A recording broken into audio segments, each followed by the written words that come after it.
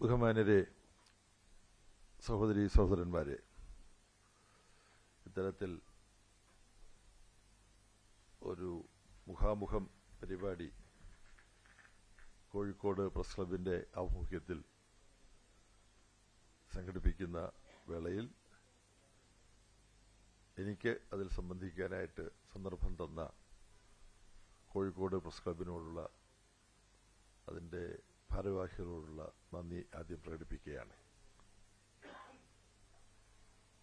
സിപിഐഎമ്മിനെയും ഇടതുപക്ഷ ജനാധിപത്യ മുന്നണിയെയും സംബന്ധിച്ചിടത്തോളം ഈ തെരഞ്ഞെടുപ്പ് വളരെ പ്രധാനപ്പെട്ടതാണ്. സിപിഐഎമ്മിന് തെരഞ്ഞെടുപ്പ് പ്രധാനപ്പെട്ട ഒരു രാഷ്ട്രീയ പോരാട്ട സന്ദർഭമാണ്. എന്നാൽ ജനങ്ങളുടെ ജീവൽ പ്രശ്നങ്ങൾ ഏറ്റെടുത്തുകൊണ്ട് സമാന്തരമായി സ്വതന്ത്രമായ പ്രവർത്തനങ്ങൾ നടത്തുക എന്നതും സിപിഐഎം ശ്രദ്ധ വയ്ക്കുന്ന ഒരു കാര്യമാണ്. അത്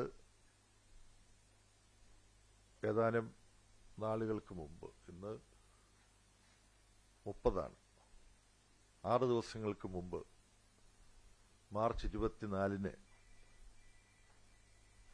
സിപിഐഎമ്മിന്റെ ആഭിമുഖ്യത്തിൽ ഡൽഹിയിൽ ഒരു ജന ആക്രോശ് റാലി രാംലീല മൈതാനിയിൽ സംഘടിപ്പിക്കപ്പെട്ടത് ഓർക്കുന്നുണ്ടാവും.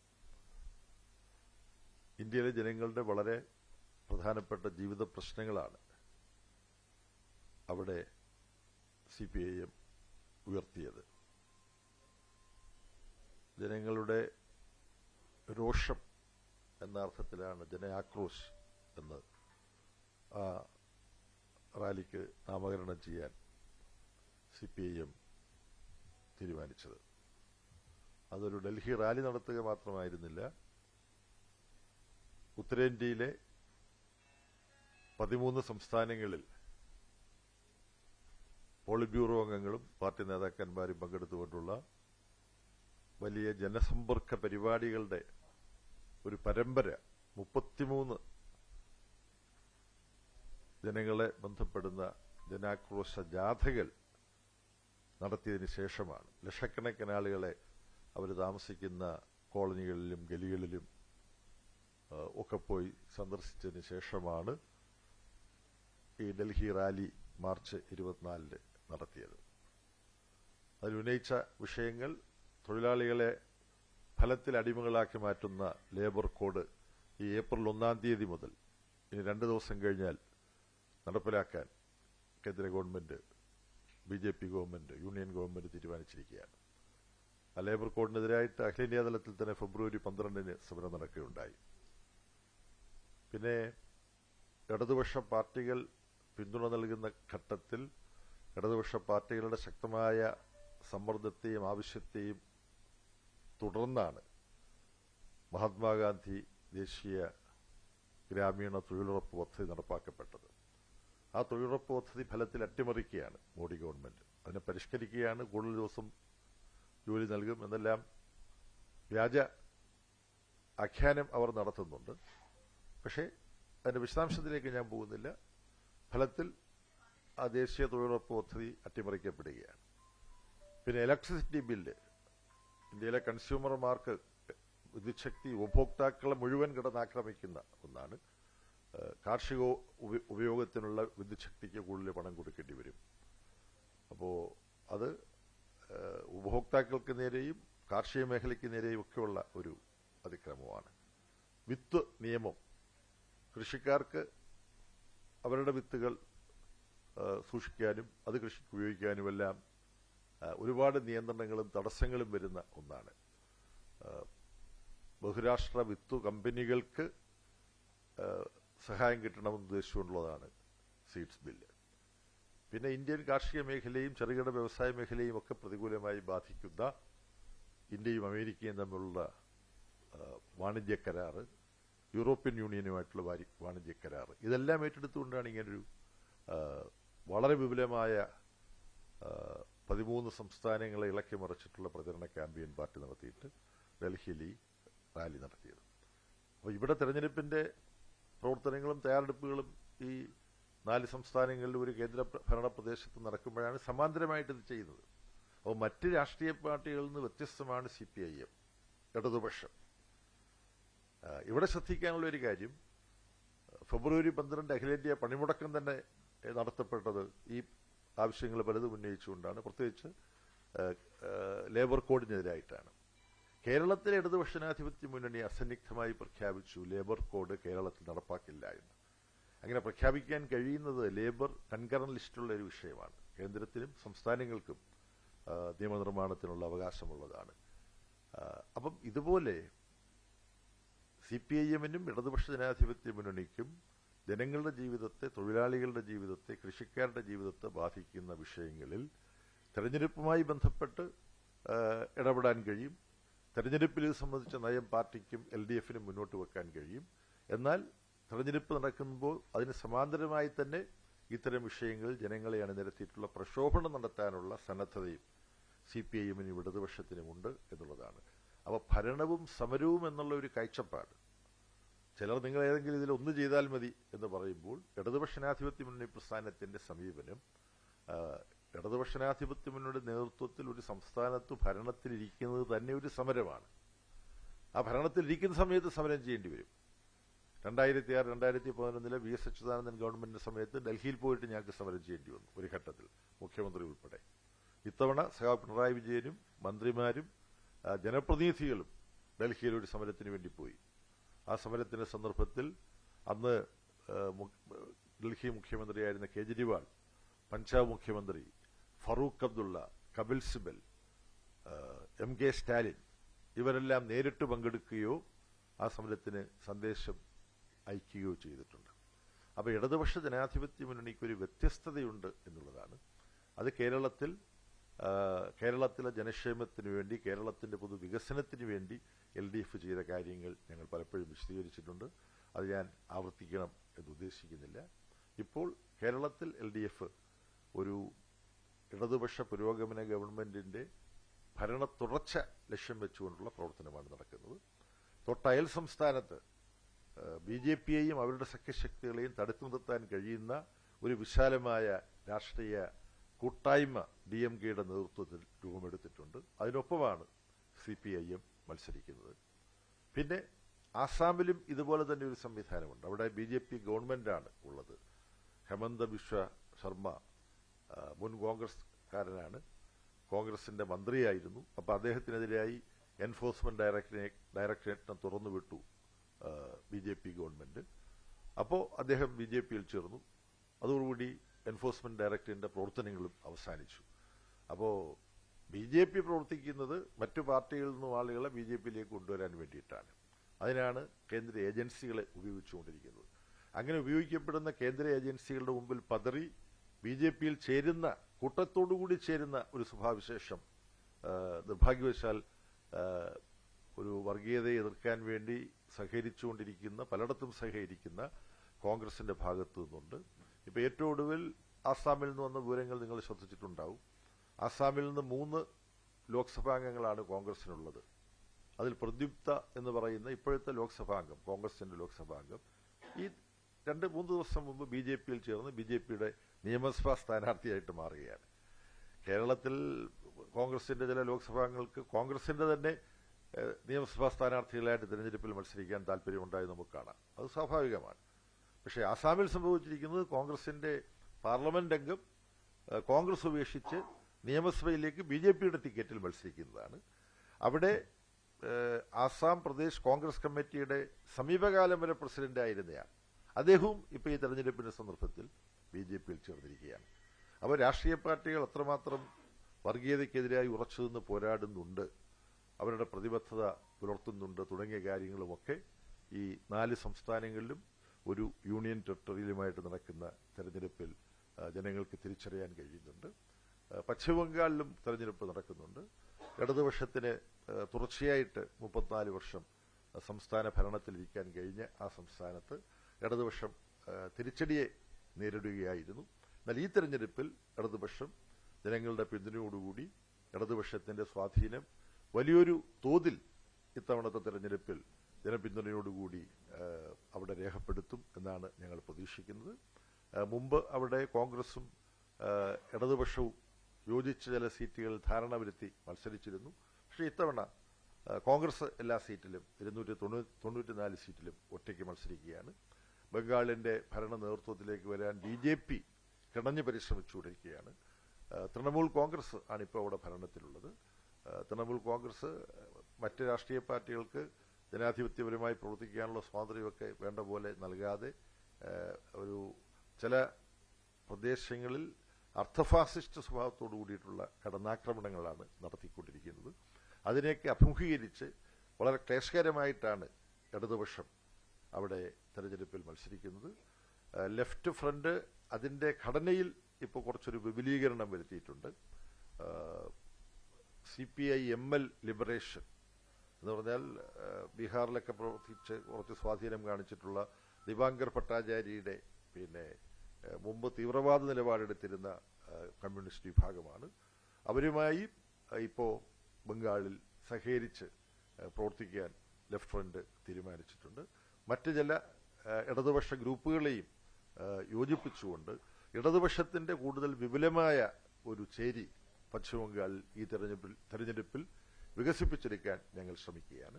ആ അർത്ഥത്തിൽ ഇപ്പോൾ നടക്കുന്ന 4 സംസ്ഥാനങ്ങളിലും ഒരു യൂണിയൻ ടെറിട്ടറിയിൽ നടക്കുന്ന തിരഞ്ഞെടുപ്പ് ഇടതുപക്ഷ പുരോഗമന ശക്തികളെ സംബന്ധിച്ചിടത്തോളം വളരെ വളരെ പ്രധാനമാണ്. ഇന്ത്യയിൽ നിലനിൽക്കുന്ന CPI-എമ്മിൻ്റെ നേതൃത്വത്തിലുള്ള ഒരേ ഒരു ഇടതുപക്ഷ ബദൽ ഗവൺമെന്റ് കേരളത്തിലേതാണ്. അത് ഇവിടെ ഭരണത്തിൽ തുടരുക എന്നത് പാർട്ടിയെ സംബന്ധിച്ചിടത്തോളവും ഇന്ത്യയിലെ ഇടതുപക്ഷത്തെ സംബന്ധിച്ചിടത്തോളവും വളരെ പ്രധാനപ്പെട്ട ഒരു കാര്യമാണ്. അതിന് വളരെ അനുകൂലമായൊരു സാഹചര്യം ഇന്ന് കേരളത്തിലുണ്ട് എന്നാണ് ഞങ്ങൾ മനസ്സിലാക്കുന്നത്. ഇത്രയുമാണ് ആമുഖമായി പറയാനുള്ളത്.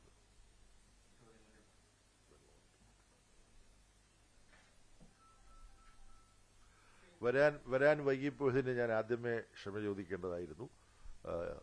ആദ്യമേ ക്ഷമ ചോദിക്കാതിരുന്നതിനും ഞാൻ നിങ്ങളോട് ക്ഷമ ചോദിക്കുകയാണ്.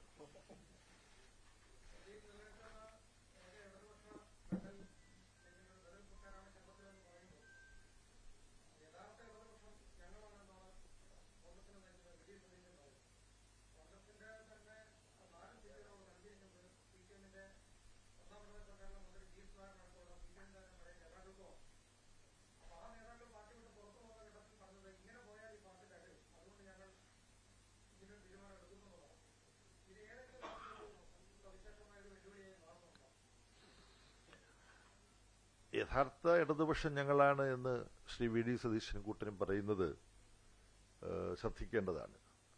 കാരണം ഇടതുപക്ഷമെന്ന് പറയുന്നതിനെയാണ് കേരളം സ്വാഗതം ചെയ്യുക, സ്വീകരിക്കുക എന്നവർക്കറിയാം. അതുകൊണ്ട് ഇടതുപക്ഷമെന്ന് പറഞ്ഞുകൊണ്ടേ കേരളത്തിൽ ജനങ്ങളെ സമീപിക്കാൻ കഴിയുകയുള്ളൂ. അത് ഇടതുപക്ഷത്തിനുള്ള വലിയൊരു അംഗീകാരമാണ്. അതാണ് ഞാൻ സന്തോഷത്തോടു കൂടി ആദ്യം തന്നെ തിരിച്ചറിയുന്നത്. എന്നാൽ അവർ ഇടതുപക്ഷമാണോ? കോൺഗ്രസ് എന്താ ചെയ്യുന്നത്? സാമ്പത്തിക നയങ്ങളുടെ കാര്യത്തിൽ തൊഴിലാളി വിരുദ്ധവും കർഷക വിരുദ്ധവും ജനവിരുദ്ധവുമായ സാമ്പത്തിക നയങ്ങൾ, അതിൽ കോൺഗ്രസും BJPയും തമ്മിൽ വല്ല വ്യത്യാസമുണ്ടോ? ആകെ അവർ തമ്മിൽ തർക്കം എന്താ? ഞങ്ങളാണ് ഈ നയങ്ങൾ ആദ്യം കൊണ്ടുവന്നത്. ഈ നവലിബറൽ എന്ന് പറയും, തീവ്ര മുതലാളിത്ത സാമ്പത്തിക നയങ്ങൾ എന്നാണ് അതിനെക്കുറിച്ച് പറയേണ്ടത്. എന്നാൽ ജനങ്ങളുടെ താല്പര്യങ്ങൾ നിഷേധിക്കുക, തൊഴിലാളികളുടെ അവകാശങ്ങൾ നിഷേധിക്കുക, മൂലധനത്തിന് ചൂഷണം ചെയ്യാനുള്ള സർവതന്ത്ര സ്വാതന്ത്ര്യം കൊടുക്കുക. ഇത് ഏറ്റവും ശക്തമായിട്ട് നടപ്പാക്കി തുടങ്ങിയത് 1991 നരസിംഹറാവു ഗവൺമെന്റാണ്. അതിനു മുമ്പേ ഇത് തുടങ്ങി ഈ നയം ഇന്ത്യയിൽ. പക്ഷേ അത് ഏറ്റവും ശക്തമായിട്ട് മുതലാളിത്ത പക്ഷ നയങ്ങൾ, ചൂഷക പക്ഷ നയങ്ങൾ തുടങ്ങിയത് അദാനിയെപ്പോലുള്ളവർക്ക്, അംബാനിയെപ്പോലുള്ളവർക്ക് സർവതന്ത്ര സ്വാതന്ത്ര്യം ജനങ്ങളെ ചൂഷണം ചെയ്യാൻ അനുവദിക്കുക, തൊഴിലാളികളുടെ അവകാശങ്ങൾക്ക് നേരെ കടന്നാക്രമണം നടത്തുക. ഇപ്പോൾ ലേബർ കോഡ്, ആ ലേബർ കോഡ് നടപ്പാക്കാത്ത ഒരു ഗവൺമെന്റാണ് കേരളത്തിലെ ഗവൺമെന്റ്. അത് പ്രഖ്യാപിച്ചു, ഞങ്ങൾ ഇത് നടപ്പാക്കുന്ന പ്രശ്നമില്ല എന്ന് പറഞ്ഞു. ഇന്ത്യയിലൊട്ടാകെ തൊഴിലാളി സംഘടനകൾക്കിടയിൽ ആവേശം ഉണ്ടാക്കിയതാണ്. ശ്രീ VD സതീശന്റെ പാർട്ടിയാണ് കർണാടകം ഭരിക്കുന്നത്. കർണാടകത്തിൽ സിദ്ധരാമയ്യ ഗവൺമെന്റ് ലേബർ കോഡ് നടപ്പാക്കാനുള്ള ഉത്തരവുകൾ ഓരോന്നോരോന്നായിട്ട് പുറപ്പെടുവിച്ചുകൊണ്ടിരിക്കുകയാണ്. മറ്റു സംസ്ഥാനങ്ങളിൽ പിന്നെ കേരളത്തിലെ ഇടതുപക്ഷ ജനാധിപത്യ മുന്നണി ഗവൺമെന്റ് കേന്ദ്ര പൊതുമേഖലാ സ്ഥാപനങ്ങൾ സ്വകാര്യവൽക്കരിക്കാൻ അവർ തീരുമാനിക്കുമ്പോൾ നിങ്ങൾ സ്വകാര്യവൽക്കരിക്കരുതെന്ന് പറയുക മാത്രമല്ല, നിങ്ങൾ സ്വകാര്യ വ്യക്തികൾക്ക് അത് കച്ചവടം ചെയ്യുന്നതിന് പകരം സംസ്ഥാന സർക്കാരിന് കച്ചവടം ചെയ്യൂ എന്ന് പറഞ്ഞുകൊണ്ട് അത് ഏറ്റെടുക്കുകയാണ്. ഇപ്പോൾ തിരുവനന്തപുരം അന്താരാഷ്ട്ര വിമാനത്താവളം അത് അദാനിക്ക് കൊടുക്കാൻ വേണ്ടി പുറപ്പെട്ടപ്പോൾ കേരള ഗവൺമെന്റ് പറഞ്ഞു, ഞങ്ങൾക്ക് വിമാനത്താവളം സംയുക്ത മേഖലയിൽ നടത്തി പരിചയമുണ്ട്, സിയാല് കണ്ണൂർ എയർപോർട്ട്. അതുകൊണ്ട് സംസ്ഥാന ഗവൺമെന്റിന്റെ ഇതിനകത്ത് പരിചയസമ്പത്തുണ്ട് വിമാനത്താവളം നടത്താൻ, ഞങ്ങൾക്ക് തരൂ എന്ന് പറഞ്ഞു. കേന്ദ്രം തന്നില്ല. പക്ഷേ ഹിന്ദുസ്ഥാൻ ന്യൂസ് പ്രിന്റ് അത് കേന്ദ്ര പൊതുമേഖലാ സ്ഥാപനമായിരുന്നു. അത് സ്വകാര്യവൽക്കരിക്കാൻ പോയപ്പോൾ അത് ഞങ്ങൾ വാങ്ങി, കേന്ദ്ര ഗവൺമെന്റിൽ നിന്നും വാങ്ങി, ഞങ്ങൾ പൊതുമേഖലാ സ്ഥാപനമായിട്ട് നടത്തിക്കൊള്ളാമെന്ന് പറഞ്ഞു. അത് വാങ്ങി നടത്തുകയാണ്. എന്നാൽ തിരുവനന്തപുരം അന്താരാഷ്ട്ര വിമാനത്താവളം സ്വകാര്യവൽക്കരിക്കാൻ പോയപ്പം കോൺഗ്രസിന്റെ സമീപനം എന്തായിരുന്നു? തിരുവനന്തപുരം വിമാനത്താവളം ഉൾപ്പെടുന്ന സ്ഥലത്തെ MP ശശി തരൂർ പറഞ്ഞത് വളരെ നല്ലത്, ഇതിനെ സ്വകാര്യവൽക്കരിക്കൂ എന്നാണ് പറഞ്ഞത്. അപ്പോൾ ജനങ്ങളുടെ ജീവിതവുമായി ബന്ധപ്പെട്ട വിഷയങ്ങളിൽ കോൺഗ്രസ് പിന്തുടരുന്ന ഇടതുപക്ഷ അനുകൂല നിലപാടല്ല, BJP പിന്തുടരുന്ന സാമ്പത്തിക നയത്തിന്റെ അതേ പാതയിലൂടെയാണ് പോകുന്നത്. പിന്നെ ഉള്ളതെല്ലാം തുറന്നു പറയുന്നവർ എന്നുള്ള തരത്തിൽ ശ്രീ രാഹുൽ ഗാന്ധി ഇടയ്ക്കിടയ്ക്ക് ഈ അദാനിക്കും അംബാനിക്കും എതിരായിട്ട് സംസാരിക്കുന്നുണ്ട്. പക്ഷെ ഞങ്ങളുടെ നരസിംഹറാവുവിന്റെ കാലം മുതൽ പിന്തുടർന്നു പോകുന്ന തെറ്റായ സാമ്പത്തിക നയം, തീവ്ര മുതലാളിത്ത സാമ്പത്തിക നയം, ന്യൂ ലിബറൽ എക്കണോമിക് പോളിസി എന്നുള്ള ഓമനപ്പേരിൽ അറിയപ്പെടുന്ന നയം, അത് ഞങ്ങൾ പുനഃപരിശോധിക്കുമെന്ന് പറയാൻ ഒരിക്കലും തയ്യാറായിട്ടില്ല കോൺഗ്രസ്.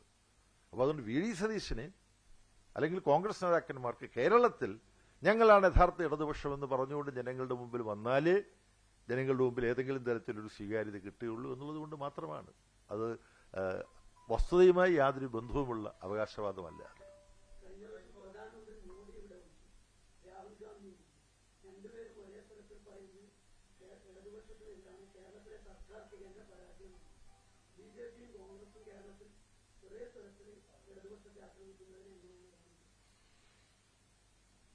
അവര് ഒരേ തൂവൽ പക്ഷികളാണെന്ന് തിരിച്ചറിയാനുള്ളൊരു അവസരമാണത്. കേരളത്തെ സംബന്ധിച്ചിടത്തോളം കേരളം ഡൽഹിയിൽ ഇപ്പോൾ പ്ലാനിംഗ് കമ്മീഷൻ ഇല്ല. മുമ്പ് പ്ലാനിംഗ് കമ്മീഷനാണ് ഉണ്ടായിരുന്നത്. അത് പിരിച്ചുവിട്ടിട്ടൊരു നീതി ആയോഗ് എന്ന് പറഞ്ഞൊരു മാറ്റം വരുത്തിയിട്ടുണ്ട്. യഥാർത്ഥത്തിൽ ഇന്ത്യയിൽ ആസൂത്രിതമായി വികസന പ്രവർത്തനം നടത്താൻ ഒരു പ്രവർത്തിക്കുന്ന പ്ലാനിംഗ് ബോർഡുള്ള സംസ്ഥാനം എൻ്റെ അറിവിൽ കേരളം മാത്രമാണ്.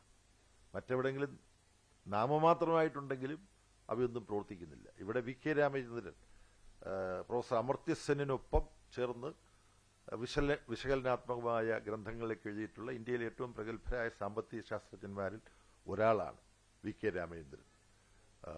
ഇന്ത്യൻ ഇൻസ്റ്റിറ്റ്യൂട്ട് ഓഫ് സ്റ്റാറ്റിസ്റ്റിക്സിലായിരുന്നു. പോട്ടെ, അതിനെക്കുറിച്ച് ഞാൻ കൂടുതൽ പറയുന്നില്ല. അമർത്യ VK രാമചന്ദ്രനും കൂടെ സംയുക്തമായി എഴുതിയിട്ടുള്ള പുസ്തകങ്ങൾ നിങ്ങൾ പലരും കണ്ടിട്ടുണ്ടാവും.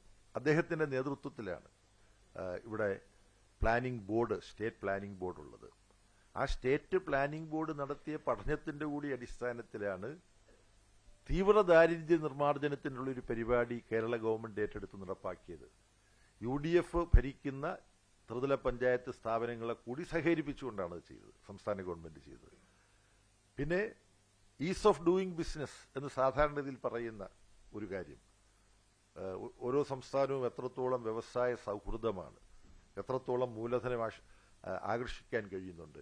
28ാം സ്ഥാനത്തായിരുന്നു കേരളം.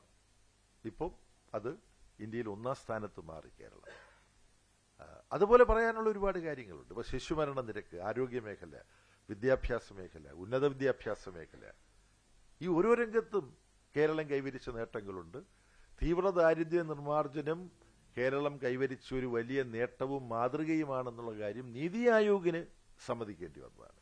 ഇതൊക്കെ നമ്മുടെ മുമ്പിലുണ്ട്. ഇപ്പോൾ മറ്റൊരു ഒരു സ്റ്റാറ്റിസ്റ്റിക്സ് കൂടി പറയാം, ഒരു സൂര്യക്കണക്ക് കൂടി പറയാം. ജനസംഖ്യയിൽ 97% ഭൂമിയുടെ ഉടമസ്ഥരായിട്ടുള്ള ഇന്ത്യയിലെ ഒരു സംസ്ഥാനം കേരളമാണ്. ഭൂപരിഷ്കരണത്തിന്റെ മേഖലയിൽ കേരളത്തിന് കൈവരിക്കാൻ കഴിഞ്ഞ നേട്ടത്തിന്റെ അടിസ്ഥാനത്തിലാണ്. അപ്പൊ ഇങ്ങനെ കേരളത്തിന് പുറത്തുള്ള, ഇന്ത്യക്ക് പുറത്തുള്ള ആളുകൾ ശ്രദ്ധിക്കുന്ന ഒരു ഭൂപ്രദേശമാണ് കേരളം. ആ കേരളത്തിന്റെ ഒരു പ്രത്യേകത എന്ന് പറയുന്നത് സാമ്പത്തിക വളർച്ചയിൽ വലിയ കുതിപ്പുകൾ മറ്റു ചില സംസ്ഥാനങ്ങളെപ്പോലെ കേരളത്തിൽ നേടാൻ കഴിഞ്ഞിട്ടില്ല. കാരണം കേരളത്തിൻ്റെ പ്രകൃതി വിഭവത്തിൽ പരിമിതി, ഭൂമിയുടെ ലഭ്യതയുടെ പരിമിതി, ഇങ്ങനെ ഒരുപാട് കാര്യങ്ങളുണ്ട്. പക്ഷെ നേടുന്ന സാമ്പത്തിക വളർച്ച താരതമ്യേന തുല്യമായി, ആനുപാതികമായി തുല്യമായി ജനങ്ങൾക്കിടയിൽ വിതരണം ചെയ്യാൻ കഴിയുന്ന ഒരു സംസ്ഥാനം. അതാണ് കേരള മോഡൽ എന്ന് പറഞ്ഞ് അമർത്യ സെന്നെ പോലുള്ളവർ നോക്കിക്കാണുന്നത്. ഇതിനെല്ലാം പുറമേ 75 വയസ്സ് തികയുന്ന കേരളം വികസനത്തിന്റെ ഏത് പാതയിലൂടെ മുന്നോട്ട് പോകണം എന്നുള്ളത് ചർച്ച ചെയ്യാൻ വേണ്ടി സ്റ്റേറ്റ് പ്ലാനിംഗ് ബോർഡ് ഒരു സംവാദം സംഘടിപ്പിക്കുകയുണ്ടായി ഒരു മാസം മുമ്പ്. പ്രൊഫസർ അമർത്യ സെന്നും പ്രൊഫസർ റുമില താപ്പറും, ഇവർ രണ്ടുപേരും വിശ്വവിശ്രുതരായ പബ്ലിക് ഇന്റലക്ച്വൽസാണ്. അവർ രണ്ടുപേരും അതിൽ പങ്കെടുത്തുകൊണ്ട് ഒരു കാര്യത്തിൽ അവർ പൂർണ്ണ യോജിപ്പോടുകൂടി അവരുടെ അഭിപ്രായം പറയുകയുണ്ടായി. അത് മറ്റൊന്നുമല്ല, ഇന്ത്യയിലെ സംസ്ഥാനങ്ങളിൽ വർഗീയ ലഹളകളില്ലാത്ത, സാമൂഹികമായ അന്തഛിദ്രങ്ങളില്ലാത്ത, പൊതുവിൽ സമാധാനപൂർണമായൊരു ജീവിതം നയിക്കാൻ ജനങ്ങൾക്ക് കഴിയുന്ന സംസ്ഥാനം കേരളമാണ്. പ്രകാശ് രാജിനെ പോലുള്ളവർ പലപ്പോഴും ഇവിടെ വന്നിട്ട് പറഞ്ഞിട്ടുണ്ട്, ഞങ്ങൾ വിചാരിക്കുന്ന കാര്യങ്ങൾ സ്വതന്ത്രമായി പറയാൻ കഴിയുന്ന ഒരിടം ഇന്ത്യയിൽ കുറഞ്ഞു വരികയാണ്, പക്ഷെ കേരളം അത് ഇപ്പോഴും ഞങ്ങളെ ആകർഷിക്കുന്നു. അരുന്ധതി റോയ് ഇത് തന്നെ പറഞ്ഞിട്ടുണ്ട്. അത് ഞാൻ കൂടുതൽ വിസ്തരിക്കും. അപ്പം കേരളത്തിന്റെ വ്യത്യസ്തത എല്ലാവർക്കും അറിയാവുന്നതാണ്. അതിൽ 10 വർഷം തുടർന്ന ഇടതുപക്ഷ ജനാധിപത്യ മുന്നണിയുടെ ഭരണം ജനക്ഷേമത്തിന്റെ കാര്യത്തിൽ വമ്പിച്ച പുരോഗതി കൈവരിച്ചു. വിദ്യാഭ്യാസം, ആരോഗ്യം തുടങ്ങിയ മേഖലകളിൽ എടുത്തു പറയാവുന്ന നേട്ടങ്ങൾ ഈ കേരളത്തിലുണ്ടായി. പശ്ചാത്തല സൗകര്യ വികസനത്തിൽ താരതമ്യം ചെയ്യാൻ കഴിയാത്ത മുന്നേറ്റമാണ് ഈ 10 വർഷങ്ങളിലുണ്ടായത്. അതിപ്പം കേരളത്തിലൂടെ റോഡിലൂടെ യാത്ര ചെയ്യുന്നവർക്കറിയാം. നാഷണൽ ഹൈവേ 66 അത് കേന്ദ്രത്തിന്റെ പദ്ധതിയാണ്. പക്ഷെ ഭൂമി ഏറ്റെടുക്കാൻ 5600 കോടിയിലധികം രൂപ ഇന്ത്യയിലെ ഒരു സംസ്ഥാനം ആദ്യമായി കിഫ്ബിയിൽ നിന്ന് നൽകുന്നത് കേരളത്തിലാണ്. പിണറായി വിജയൻ മുഖ്യമന്ത്രി ഗഡ്കരിയെ കണ്ട് അദ്ദേഹത്തിന്റെ മേലിൽ നിരന്തരം സമ്മർദ്ദം ചെലുത്തിക്കൊണ്ട്, അതിന് ചില വിശദാംശങ്ങൾക്കറിയാം, കുറേ സമയം ഡൽഹിയിൽ കൂടെ ചെലവിടുന്ന ആളെന്നുള്ളത് ഞാൻ പറഞ്ഞു കേട്ടിട്ടുണ്ട്. ഒരു യോഗത്തിൽ വെച്ച് മുഖ്യമന്ത്രി ഇരിക്കുമ്പോൾ ബന്ധപ്പെട്ട ഉദ്യോഗസ്ഥരെ വിളിച്ചിട്ട് ഗഡ്കരി പൊട്ടിത്തെറിച്ചു. അദ്ദേഹത്തിന്റെ ഒരു ക്രെഡിബിലിറ്റിയെ ബാധിക്കുന്ന വിഷയമായി. അദ്ദേഹം പറഞ്ഞു, ഒരു മുഖ്യമന്ത്രി ഒരു പ്രശ്നമായിട്ട് നിരന്തരം വരികയാണ്, നമ്മൾ ഓരോ വാഗ്ദാനം കൊടുക്കുകയാണ്, എന്നിട്ട് എന്താണ് ഫയൽ നീങ്ങാത്തത്, ഇതിങ്ങനെ പറ്റില്ല, ഇങ്ങനെ പോകാൻ കഴിയില്ല എന്ന് പറഞ്ഞുകൊണ്ട് അദ്ദേഹം കേരള മുഖ്യമന്ത്രി പിണറായി വിജയന്റെ സാന്നിധ്യത്തിലാണ് അദ്ദേഹം തന്റെ ഉദ്യോഗസ്ഥന്മാരോട് പറഞ്ഞത്. അപ്പോൾ ഉദ്യോഗസ്ഥന്മാർക്ക് മനസ്സിലായി കുറച്ചും കൂടെ ശുഷ്കാന്തിയോടുകൂടി നീങ്ങാലേ പറ്റുള്ളൂ. അങ്ങനെയാണ് ഇത്. വെറുതെ ഈ റോഡിങ് വന്നതല്ല. ഈ റോഡിന്റെ നാഷണൽ ഹൈവേ അതോറിറ്റിയുടെ ഒരു ഓഫീസ് കേരളത്തിലുണ്ടായിരുന്നത് UDF ഗവൺമെന്റിന്റെ കാലത്ത് ഇനിയൊന്നും ഇത് നീങ്ങില്ല, സ്ഥലമേറ്റെടുപ്പൊന്നും നടക്കില്ല. ഇതിനടുത്ത് തന്നെയാണല്ലോ വയൽക്കിളികളുടെ ഒക്കെ നടന്നിട്ടുള്ളത്, അല്ലേ? ഇവിടെ അടുത്താണ്. അപ്പൊ അങ്ങനെ പലതും അത് പിണറായി വിജയന്റെ ഗവൺമെന്റിന്റെ കാലത്താണ് ഉണ്ടായത്.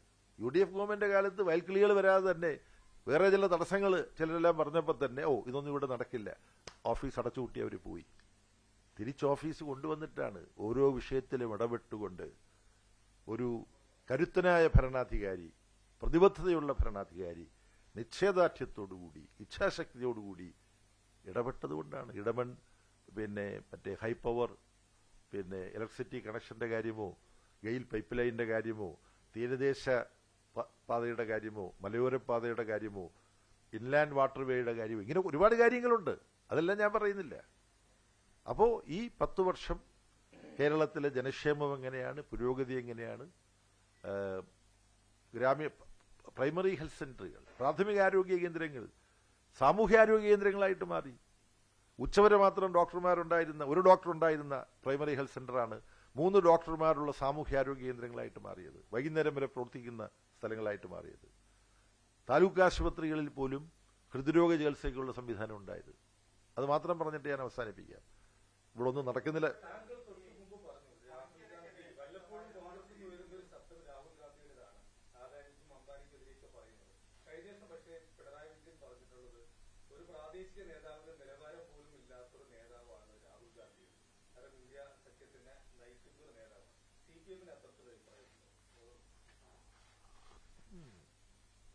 അല്ല, അതിലുള്ള പ്രശ്നം സഖാവ് പിണറായി വിജയൻ കേരളത്തിന്റെ മുഖ്യമന്ത്രി മാത്രമല്ല, CPIന്റെ പോളിറ്റ് ബ്യൂറോ അംഗവുമാണ്. അദ്ദേഹം സ്വന്തം അനുഭവത്തിന്റെ അടിസ്ഥാനത്തിലാണ് ഞാൻ പറഞ്ഞത്. രാഹുൽ ഗാന്ധി ഇന്ത്യയുടെ പ്രതിപക്ഷ നേതാവാണ്. കോൺഗ്രസിലെ ഏറ്റവും പ്രമുഖനായ നേതാവാണ്. കോൺഗ്രസിന്റെ സംഘടനാ സംവിധാനത്തിൽ മല്ലികാർജുൻ ഖാർഗെയാണ് പ്രസിഡന്റ്. അതേസമയം രാഹുൽ ഗാന്ധി ഓപ്പോസിഷൻ ലീഡർ എന്നുള്ള തരത്തിൽ പ്രവർത്തിക്കുന്നു. ലോക്സഭയിൽ അദ്ദേഹത്തിന് സംസാരിക്കാൻ സ്പീക്കർ വേണ്ട പോലെ സന്ദർഭം കൊടുക്കാതിരുന്നതിനെതിരായിട്ടുള്ള സമരത്തിൽ CPIM-ന്റെ അംഗങ്ങളും ലോക്സഭയിൽ എണീറ്റുന്ന ശബ്ദമുയർത്തിയുണ്ടായി. അതേസമയം ശ്രീ രാഹുൽ ഗാന്ധി കോൺഗ്രസിന്റെ നേതാവെന്ന നിലയിൽ പറയുന്ന കാര്യങ്ങളിൽ വേണ്ടത്ര ഗൃഹപാഠം അദ്ദേഹം ഓരോ സമയത്തും ചെയ്യാറുണ്ടോ എന്നുള്ള കാര്യത്തിൽ സംശയമുണ്ട്. അദ്ദേഹം കേരളത്തിൽ വന്ന് പ്രചരണം നടത്തുമ്പോൾ പറയുന്നത് എന്തുകൊണ്ട് പിണറായി വിജയനെ അറസ്റ്റ് ചെയ്യുന്നില്ലെന്നാണ്.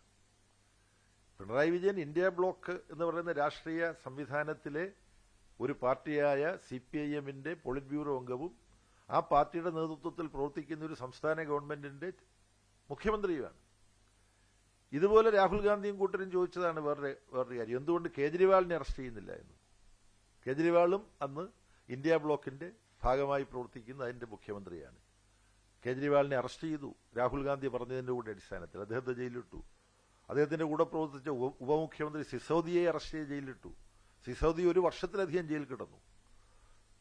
അവരെല്ലാം അറസ്റ്റ് ചെയ്യാൻ രാഹുൽ ഗാന്ധിയൊക്കെ പറയുന്നത് കേട്ടിട്ട് ഈ മോഡി ഗവൺമെന്റ് ഉപയോഗിക്കുന്ന വകുപ്പ് അഴിമതി നിരോധന വകുപ്പ് അനുസരിച്ചല്ല. പിന്നെയോ ഇവര് കള്ളപ്പണം വെളുപ്പിച്ചു, PMLA എന്നോ മറ്റു പറയും, prevention of money laundering act, PMLA. അതിന്റെ പ്രശ്നം എന്താ? ഈ മണി ലോണ്ടറിംഗ് എന്ന് പറയുന്നത് രാഷ്ട്രവിരുദ്ധമായ ഭീകരപ്രവർത്തനവുമായി ബന്ധപ്പെട്ട ഒരു പ്രവൃത്തിയായിട്ടാണ് ആ PMLA-യിൽ വ്യവസ്ഥ ചെയ്യുന്നത്. അപ്പോൾ ജാമ്യം നിഷേധിച്ച് ദീർഘകാലം അറസ്റ്റ് ചെയ്യപ്പെടുന്ന ഒരാൾ, ഇപ്പൊ എന്നെ PMLA അനുസരിച്ച് നാളെ അറസ്റ്റ് ചെയ്യുന്നു, ആരെങ്കിലും പരാതിപ്പെട്ടതനുസരിച്ച്, മാസങ്ങൾ, എനിക്ക് പെട്ടെന്ന് ജാമ്യം കിട്ടില്ല. ഞാനിത് ചെയ്തിട്ടില്ല, ഞാനിത് ചെയ്തു എന്ന് പ്രോസിക്യൂഷൻ തെളിയിക്കണം, സാധാരണ ഏത് കുറ്റമാണെങ്കിലും. പക്ഷെ PMLA ആണെങ്കിൽ ഞാനിത് ചെയ്തിട്ടില്ല എന്ന് ഞാൻ തെളിയിക്കണം. Onus of proving innocence is on the accused. അതുകൊണ്ട് എത്ര ചതിയാണെന്നറിയുമോ ഈ നരേന്ദ്രമോദി ചെയ്യുന്നത്. അങ്ങനെ ഇവര് കോൺഗ്രസും ലളിത് മാക്കനും രാഹുൽ ഗാന്ധിയും എല്ലാം അഴിമതി ചെയ്തു എന്ന് പറഞ്ഞതനുസരിച്ച് BJP പിടിച്ച് ജയിലിലിട്ട കേജ്രിവാളിന്റെയും സിസോദിയുടെയും കേസിൽ ഇപ്പോൾ എന്താ വിചാരണ കോടതി പറഞ്ഞത്? അവരെ എക്സോണറേറ്റ് ചെയ്യുകയാണ് ചെയ്തത്, അവരെ കുറ്റവിമുക്തരാക്കുകയാണ് ചെയ്തത്. അതോടൊപ്പം ഡൽഹിയിൽ ഒരു BJP വിരുദ്ധ ഗവൺമെന്റ് ഉണ്ടായിരുന്നു, ആം ആദ്മി പാർട്ടിയുടെ, അതും തകർന്നു. ഇപ്പൊ BJP, അതിലേക്കാണ് ഞാൻ വരുന്നത്. അതിലേക്ക് തന്നെയാണ് നിങ്ങളുടെ ചോദ്യത്തിലേക്ക് തന്നെ ഞാൻ വരുന്നത്. അപ്പം അങ്ങനെ ഒരു ശ്രീ രാഹുൽ ഗാന്ധി അടക്കം നേതൃത്വപരമായ പങ്ക് വഹിക്കുന്ന ഇന്ത്യ ബ്ലോക്കിന് ഒരു ഗവൺമെന്റ് ഉണ്ടായിരുന്നു ഡൽഹിയിൽ. അതിനെയും തകർക്കുന്നിടത്തേക്കാണ് രാഹുൽ ഗാന്ധിയുടെ ഈ അഴിമതി ആരോപണ പരിപാടി നയിച്ചത്. അപ്പം കേജ്രിവാളിനെ അറസ്റ്റ് ചെയ്ത് ജയിലിട്ടതുപോലെ പിണറായി വിജയനെയും അറസ്റ്റ് ചെയ്ത് ജയിലിടണമെന്നുള്ളതാണ് രാഹുൽ ഗാന്ധിയുടെ ആവശ്യം. അപ്പൊ തന്റെ കൂടെ പ്രവർത്തിക്കുന്ന സഹപ്രവർത്തകരെ ജയിലിലടയ്ക്കണമെന്ന് ആവശ്യമുന്നയിക്കുന്ന ഒരു രാഷ്ട്രീയ നേതാവായി ശ്രീ രാഹുൽ ഗാന്ധി ഒരർത്ഥത്തിൽ മാറുമ്പോൾ ആ സമീപനത്തെ പിണറായി വിജയൻ ഒരു പ്രത്യേക രീതിയിൽ വിശേഷിപ്പിച്ചു. അതാണ് സംഭവിച്ചത്. ഇന്ത്യ മുന്നണിയുടെ ഭാഗമായി പ്രവർത്തിക്കാൻ അനർഹനായ ഒരാളാണ് CPM-ന്റെ പോളിറ്റ് ബ്യൂറോ മെമ്പറും കേരളത്തിന്റെ മുഖ്യമന്ത്രിയുമെന്നാണ് ശ്രീ രാഹുൽ ഗാന്ധി ആരോപിച്ചത്. അപ്പോൾ അതിനോടാണ് പിണറായി വിജയൻ പ്രതികരിച്ചത്. അദ്ദേഹവുമായി ബന്ധപ്പെട്ട് പ്രചരിപ്പിക്കപ്പെടുന്ന കേസിൽ അദ്ദേഹത്തെ കോടതി ഇത് ഒരു തരത്തിലുള്ള പരിശോധനയ്ക്ക് നിലനിൽക്കുന്നതല്ല പിണറായിക്കെതിരായിട്ട് കെട്ടിച്ചമച്ച ആരോപണം എന്ന് ഒരു കോടതി പറഞ്ഞതാണ്. അതാണ് വസ്തുത, അതാണ് പശ്ചാത്തലം.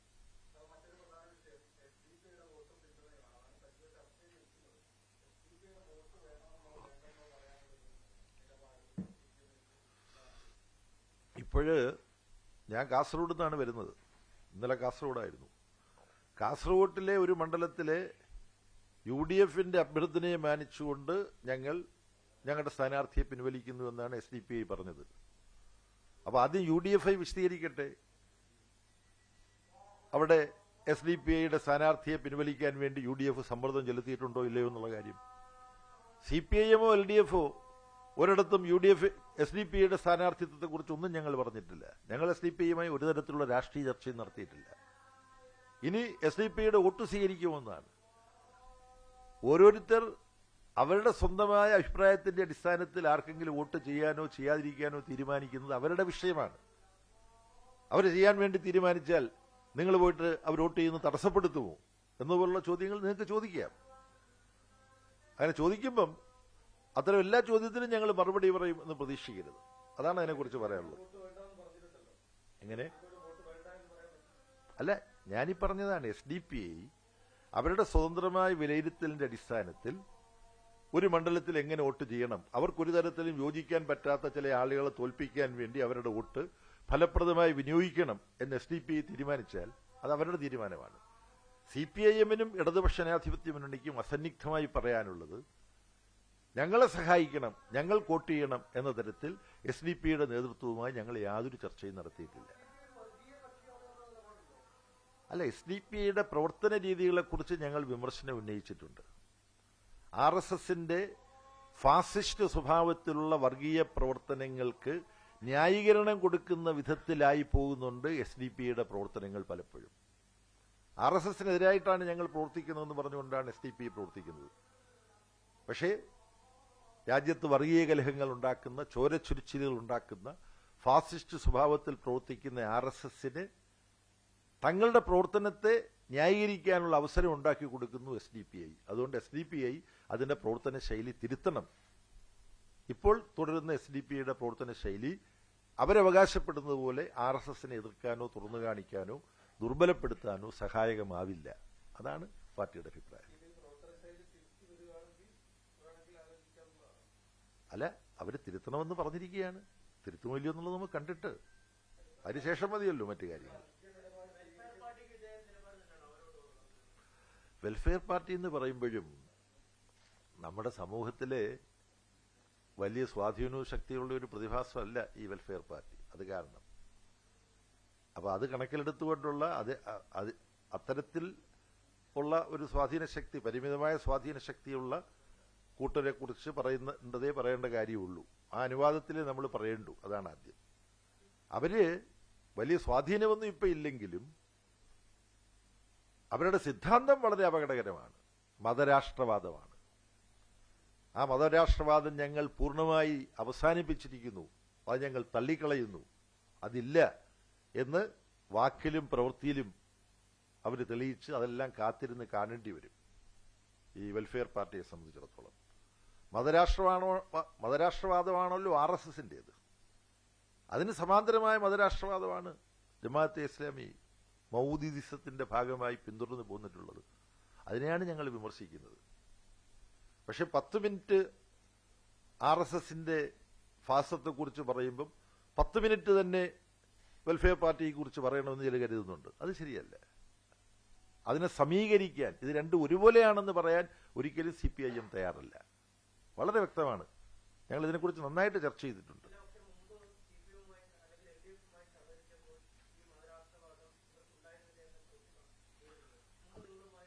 ആ സഹകരണം എന്നൊക്കെ പറയുന്നത് ഈ പറഞ്ഞതുപോലെയാണ്. CPIM-ഉം LDF-ഉം എടുക്കുന്ന സമീപനം അതിനെ പിന്താങ്ങുന്നത് നല്ലതാണെന്ന് അവർക്ക് തോന്നിയിട്ട് അവരേതെങ്കിലും സമയത്ത് പറഞ്ഞിട്ടുണ്ടാവും.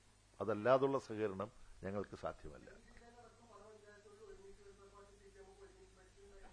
അല്ല, അതിനെക്കുറിച്ചെല്ലാം ഇവിടുത്തെ സംസ്ഥാനത്തെയും ജില്ലയിലെയും നേതാക്കന്മാരുമായിട്ട് നിങ്ങൾ സംസാരിക്കുമ്പോൾ നിങ്ങൾ ചോദിച്ചോളൂ, അവർ പറയുക കാര്യം.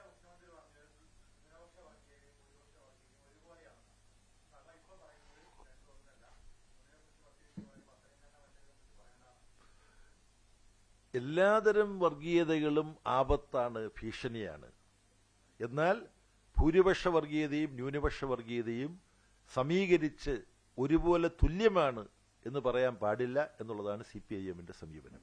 സഖാവ് പിണറായി പറഞ്ഞിട്ടുണ്ടാവുക വർഗീയതയെല്ലാം അപകടകരമാണ് എന്നാണ്.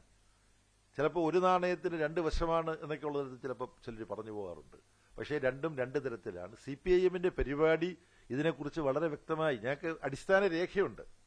CPIM-ന് മറ്റു പല പാർട്ടികളിൽ നിന്ന് വ്യത്യസ്തമായി CPIM-ന്റെ രേഖയിൽ പറയുന്നത് ഫാസിസ്റ്റ് സ്വഭാവത്തിലുള്ള RSSഉം ഫാസിസ്റ്റ് സ്വഭാവത്തിലുള്ള RSS നയിക്കുന്ന BJP-യും മറ്റൊരു രാഷ്ട്രീയ പാർട്ടിയല്ല, RSS മറ്റൊരു സംഘടനയല്ല. അതിനെ വേറിട്ട് കാണണം.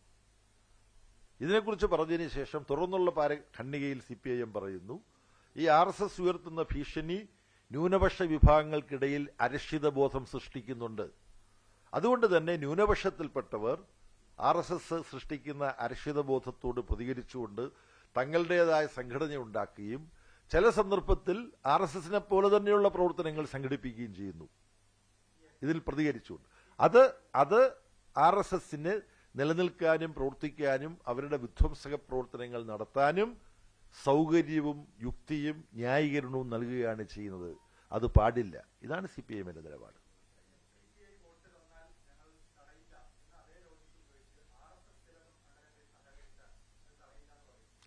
ഞാനിപ്പോൾ പറഞ്ഞത് എന്താ, RSSനെയും ഫാസിസ്റ്റ് RSSന്റെ ഭീഷണിയിൽ അരക്ഷിതബോധമുണ്ടായി സംഘടിപ്പിക്കപ്പെടുന്ന ന്യൂനപക്ഷത്തിന്റെ വ്യത്യസ്ത സംഘടനകളെയും രണ്ടിനെയും സമീകരിക്കാൻ പാടില്ല, ഇക്വേറ്റ് ചെയ്യാൻ പാടില്ല, തുല്യതപ്പെടുത്താൻ പാടില്ല. അതുകൊണ്ട് ഇവര് ഒരു ഐഡന്റിറ്റി സ്വത്വ പ്രശ്നമുള്ളവരാണ്. RSSും സ്വത്വവാദമാണ്, ഹിന്ദു സ്വത്വവാദമാണ് അവിടെ ഉള്ളത്. അത് ഫാസിസ്റ്റ് സ്വത്വവാദമാണ്. ന്യൂനപക്ഷത്തിൻ്റെതായ ഇത്തരം വർഗീയ സംഘടനകൾ അവരുടെ വർഗീയ പ്രവർത്തന ശൈലിയും RSS മാതൃകയിലുള്ള അക്രമാസക്തമായ പ്രവർത്തന ശൈലിയും അതിന് അവസാനം കുറിക്കണം, അവരത് തിരുത്തണം. അതെല്ലാം അവർ ചെയ്യുന്ന സമയത്ത് നമുക്ക് അതിനെക്കുറിച്ച് ആലോചിക്കാം. ഞാൻ പറയുന്നത് വളരെ വ്യക്തമാവുന്നുണ്ടല്ലോ. എൻ്റെ സുഹൃത്തിൻ്റെ ഭാഷയിൽ ഞാൻ സംസാരിക്കണമെന്ന് പറഞ്ഞാൽ അത് ബുദ്ധിമുട്ടാണ്. എൻ്റെ ഭാഷയിൽ എൻ്റെ സുഹൃത്ത് സംസാരിക്കണമെന്ന് ഞാൻ ഒരിക്കലും നിർബന്ധം പിടിക്കില്ല. പക്ഷെ സുഹൃത്തിൻ്റെ ഭാഷയിൽ ഞാൻ മറുപടി പറയണമെന്ന് ദയവ് ചെയ്ത് നിർബന്ധിക്കാതിരിക്കുക.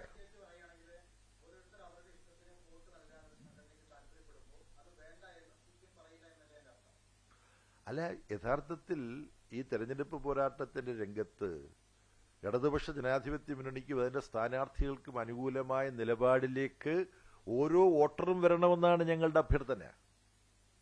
അതിന് ഓരോ വോട്ടറും CPIMനും ഇടതുപക്ഷ ജനാധിപത്യ മുന്നണിക്കും അനുകൂലമായി വരണം എന്ന് പറയുമ്പോൾ മറ്റു പാർട്ടികൾക്കുള്ളിൽ അതിന്റെ സ്വാധീനമുണ്ടാകും. അവരതിനെക്കുറിച്ച് ചിന്തിക്കും, അവരതിനെക്കുറിച്ച് അഭിപ്രായം രൂപീകരിക്കട്ടെ, അവരതിനെക്കുറിച്ച് പ്രഖ്യാപിക്കട്ടെ, അന്നേരം നമുക്ക് തീരുമാനിക്കാം. അല്ല, SDP കാര്യം ഞാൻ പറഞ്ഞു കഴിഞ്ഞു. SDP സ്വതന്ത്രമായി അവരുടേതായ കാരണങ്ങളാൽ ഓരോ മണ്ഡലത്തിലും ആരെ ജയിപ്പിക്കുന്നതാണ് അവരുടെ മുന്നിൽ ഉയർന്നു വരുന്ന ഭീഷണിയെ മറികടക്കാൻ ഏറ്റവും നല്ലത്. അത് സംബന്ധിച്ച് അവരവരുടെ അഭിപ്രായം പറയട്ടെ. അഭിപ്രായം പറയുന്ന മുറയ്ക്ക് നമുക്ക് പ്രതികരിക്കാം.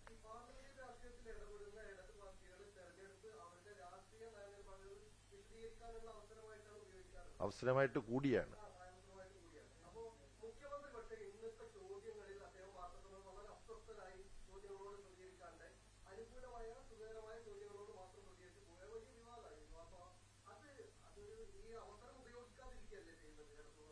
അല്ല, അതിൽ ഓരോ ആളുകൾക്കും അവരവരുടേതായ ശൈലിയുണ്ട്.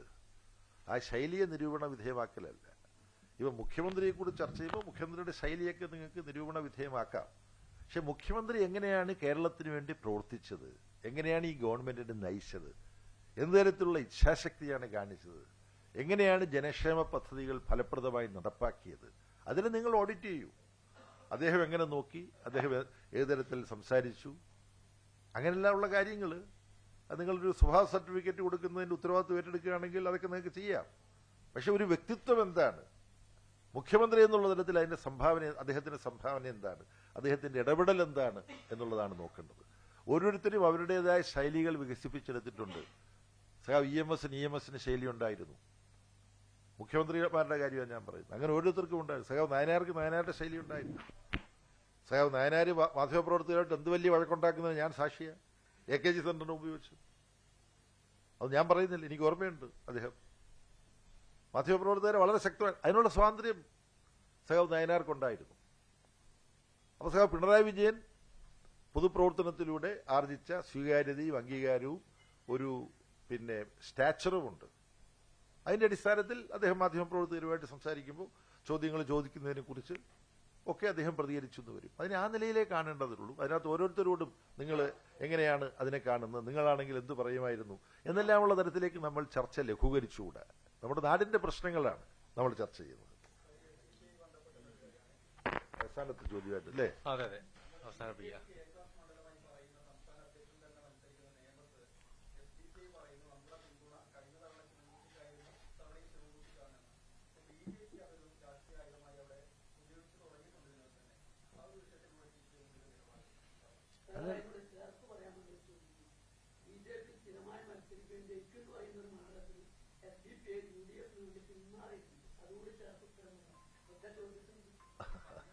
അല്ല, അത് പിന്നെ അങ്ങനെ SDP അവിടെ പിന്മാറിയിട്ടുണ്ട്. അത് ചർച്ച ചെയ്യപ്പെടേണ്ട ഒരു കാര്യമാണ്. പിന്നെ BJPക്ക് അക്കൗണ്ട് ഉണ്ടായിരുന്ന ഒരു സീറ്റാണ് നേമം സീറ്റ്. അവിടെ BJPയുടെ അക്കൗണ്ട് പൊട്ടിക്കുക എന്നുള്ളതായിരുന്നു ലക്ഷ്യം. ആ ലക്ഷ്യം 5 വർഷം മുമ്പ് വിജയപ്രദമാക്കാൻ സഖാവ് ശിവൻകുട്ടിക്ക് കഴിഞ്ഞു. ആ വിജയം ആവർത്തിക്കാൻ ഈ തെരഞ്ഞെടുപ്പിൽ കഴിയും. BJPയും RSSും അവിടെ ജയിക്കാതിരിക്കണം എന്ന താല്പര്യത്തോടുകൂടി ആരെല്ലാം ശ്രമിക്കുന്നുവോ ആ ശ്രമങ്ങളെല്ലാം നേമം അസംബ്ലി മണ്ഡലത്തിന്റെ സാഹചര്യത്തിൽ സ്വാഗതാർഹമാണ്.